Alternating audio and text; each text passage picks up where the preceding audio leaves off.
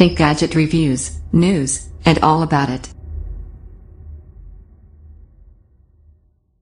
Apple iPad Mini 2 with Retina display review. 1. The 7.9-in Apple iPad Mini made a jaw-dropping first impression when it arrived last year and a disappointing, nose-scrunching second one. Cooing over the slim, light and elegant design, we could hardly believe our luck, brain cells frantically bashing into one another to try to make sense of tablet hardware this impeccable. Until we turned it on, that is. And saw a 1024 by 768 iOS home screen of comparatively fuzzy icons and text, the likes of which we thought we'd left behind with the iPhone 3GS. We understood that Apple had to do something to keep costs from spiraling out of control, but we were also a little heartbroken. Cupertino had given us a taste of this smaller, leaner iSlate, and as soon as we had it in our hands, we knew exactly what we wanted. An iPad Mini with a Retina display.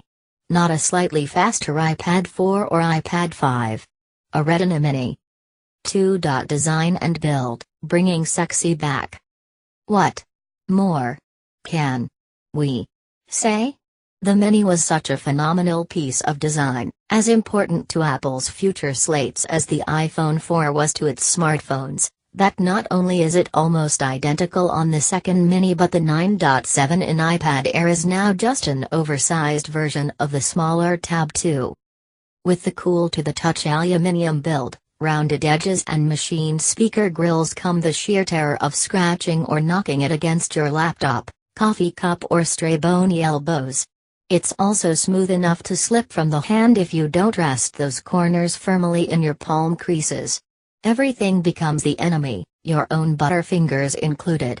That's why, criminal as it is, most Mini buyers will probably end up housing the iPad Mini's famous form, now in space gray and silver, in a case. At least Apple's own smart case doesn't add too much bulk. 3.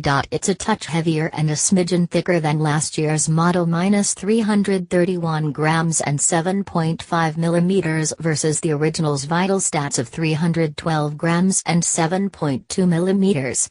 You honestly won't notice either of these changes to the dimensions as they're fairly tiny.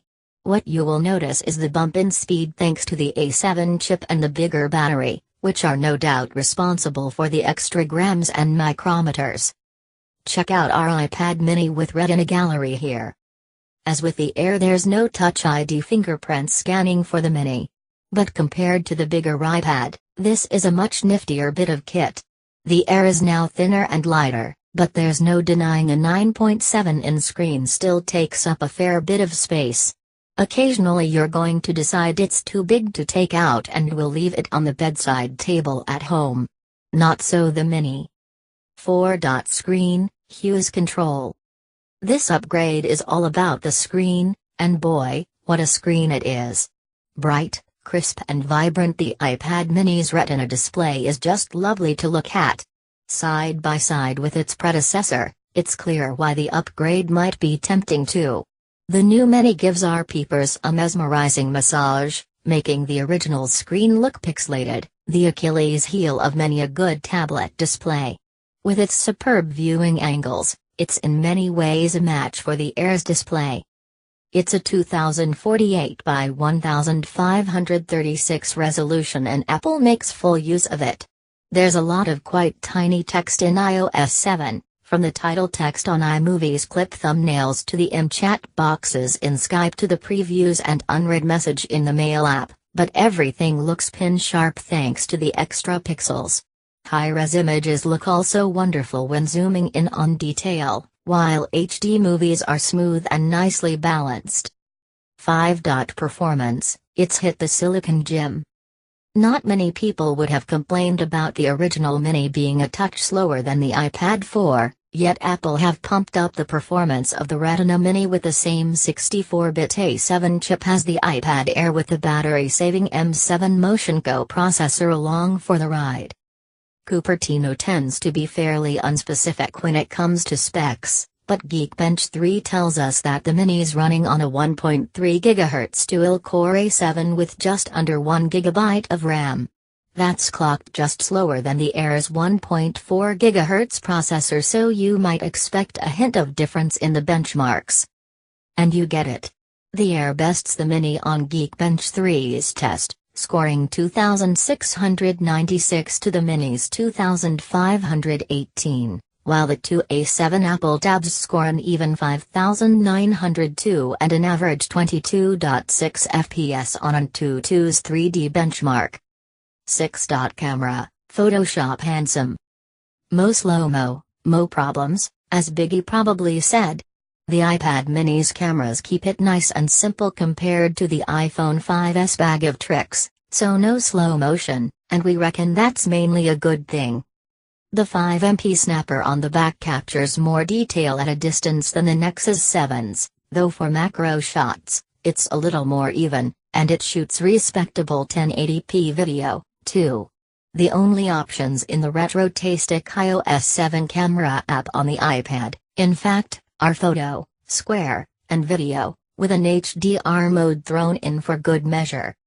The 1.2MP 720p front facer is also great, just as good as the Air's for brightening up below par bedrooms for Skype calls. There are dual mics on board for clear chats, and the Mini's light enough to hold up as you make video calls. 7. OS, free apps / better apps. Here's a great way to feel better about the iPad mini's £320 price tag. Tot up how much Apple's giving away in free, not to mention fantastically useful, apps with new iPads running iOS 7, £2.99 iPhoto, £6.99 iMovie, £6.99 Pages. All in all, even though GarageBand is now free, you're getting about £30 worth of freebies.